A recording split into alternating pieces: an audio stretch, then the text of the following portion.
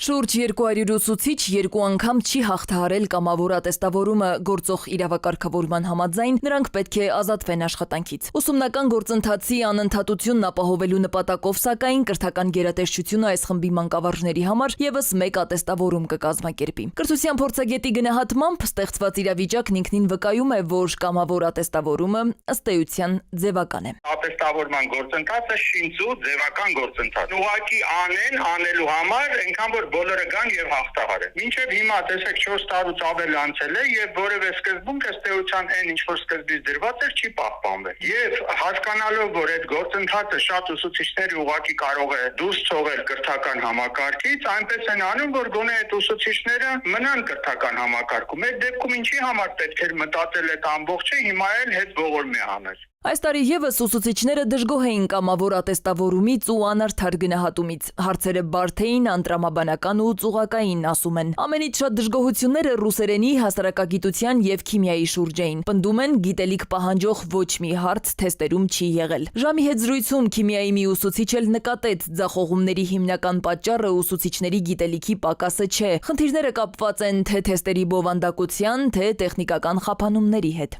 Եթե այդ խնդիրները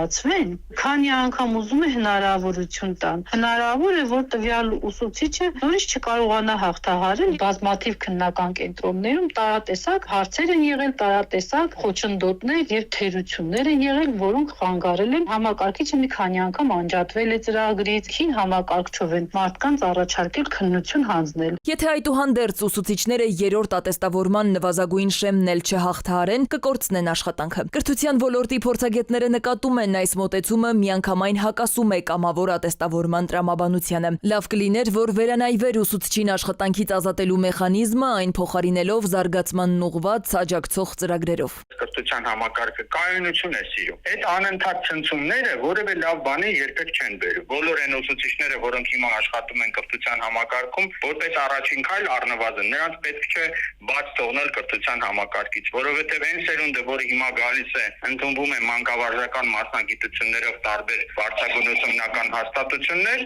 նրանք 10 անգամ ավելի քիչ են այն ուսուցիչներից, որոնք հիմա աշխատում են կրթության համակարգում։ Փորձագետների խոսքով ավելի արդյունավետ կլիներ սահմանել անհատական զարգացման ծրագրեր եւ կրկնակի փորձի հնարավորություն նախքան կտրուկ վարչական քայլերի դիմելը։ Հակառակ դեպքում կամավոր ատեստավորումը վերածվում է պարտադրանքի, ինչը ոչ միայն չի խթանում ուսուցչի մասնագիտական աճը, այլև խորացնում է ոլորտում առկա կադրային խնդիրները։ Սվետլանա Ավդիշյան, ժամը լրատվական։